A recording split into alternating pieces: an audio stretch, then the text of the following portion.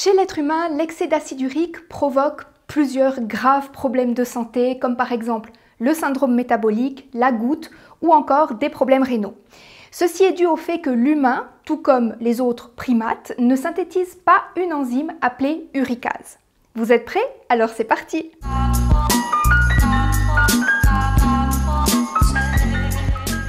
Aujourd'hui, je vais vous parler d'une étude qui a été menée pour constater les effets sur la santé d'un régime gras couplé à un excès d'acide urique. Donc, entendez par là un régime gras et carné. Et vous verrez que les résultats sont sans appel.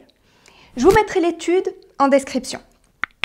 Comme je vous le disais, l'être humain ne synthétise pas l'enzyme uricase, ce qui le rend vulnérable à certaines maladies comme le syndrome métabolique, la goutte ou des dysfonctionnements rénaux. C'est valable aussi pour les autres hominidés, les autres primates, comme le gorille ou le bonobo, par exemple. Ce qui forcément va dans le sens qu'initialement, l'homme avec un grand H, n'est pas prévu pour manger de la viande. En tout cas, pas autant de protéines que ce qu'il consomme actuellement. D'ailleurs, une hypothèse assez récente suppose que l'inactivation de l'uricase chez les hominidés provient du fait que la digestion des fruits devait devenir rentable au niveau énergétique, puisqu'il s'agissait du mode d'alimentation de ces espèces, des espèces frugivores. Ceci remonte à 15 millions d'années en arrière.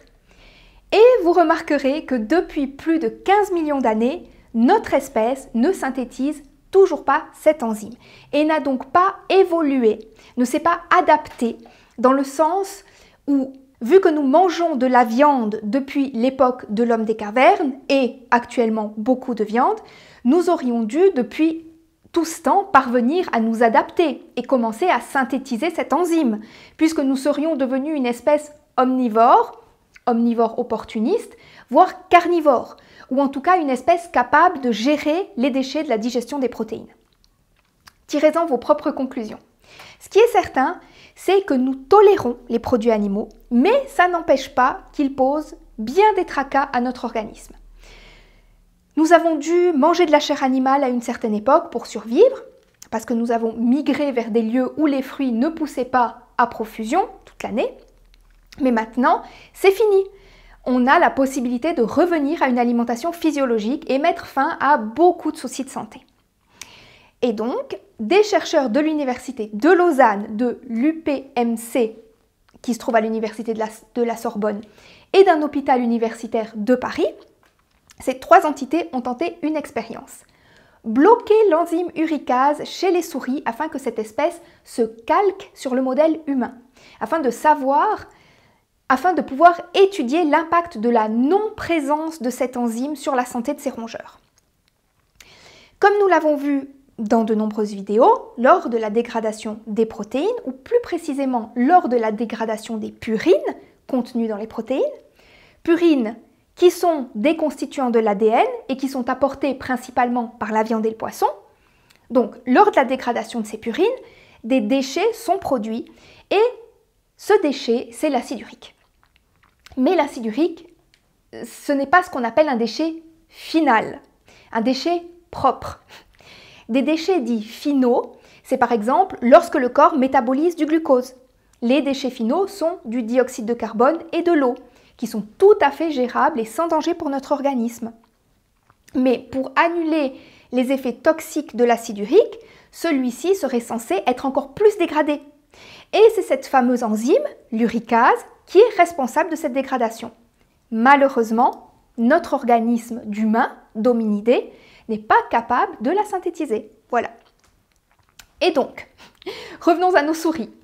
Pour essayer de comprendre les effets d'un excès d'acide urique, les chercheurs ont modifié les gènes de souris pour que cet animal devienne, comme l'être humain, incapable de synthétiser de l'uricase.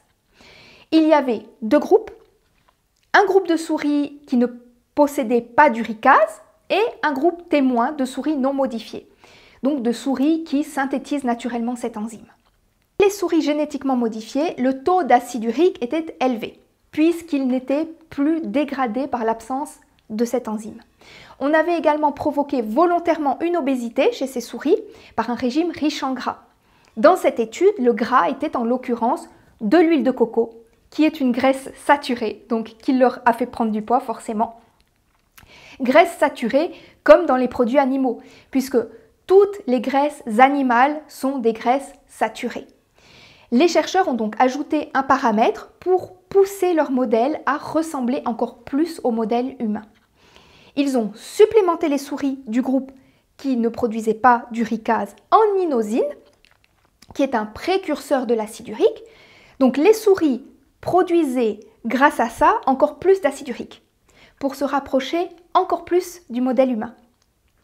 Sur le moment, cette supplémentation a eu évidemment des conséquences sur les souris, vous doutez bien. Mais celles qui se sont nourries de façon équilibrée sont rapidement revenues à un taux d'acide urique normal après la fin de la supplémentation. Par contre, chez les souris qui mangeaient trop de graisse, le taux d'acide urique a augmenté à l'issue des 3 jours de consommation d'inosine. Elles sont arrivées jusqu'à une insuffisance rénale par blocage des tubules rénaux bloqués par formation de cristaux. Et l'urate non évacué s'est accumulé dans le sang. L'urate étant la forme sous laquelle l'acide urique circule dans le sang.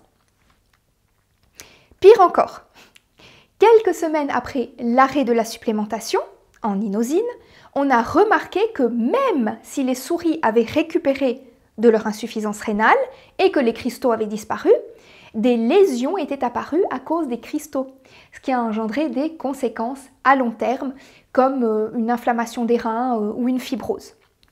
Et bien entendu, les séquelles étaient bien plus importantes chez les souris avec un régime gras. Donc, des effets réversibles, oui, mais des séquelles sur le long terme. Du coup, cette recherche qui a extrapolé sur des souris le modèle humain a permis de confirmer ce qui avait déjà été constaté sur des humains, mais qu'il n'était pas possible de tester sur eux, vu que les humains ne synthétisent pas naturellement cette enzyme. Donc, notre état naturel est de ne pas synthétiser cette enzyme, vu que notre alimentation physiologique n'est pas censée contenir autant de protéines qu'actuellement. Voilà. Vidéo un peu plus courte aujourd'hui, mais j'aime bien vous parler de certaines études qui me semblent intéressantes. Finalement, lorsque je tombe dessus, ça me semble intéressant de vous en parler. Ce genre d'étude permet de mieux se rendre compte, par exemple, que l'être humain n'est pas programmé pour consommer des protéines en grande quantité, ni pour se nourrir avec un régime riche en gras. Le corps humain est conçu pour se nourrir d'aliments d'origine végétale, riches en fibres, en antioxydants, en acides gras essentiels et en protéines sans cholestérol. Via Felicia à tous!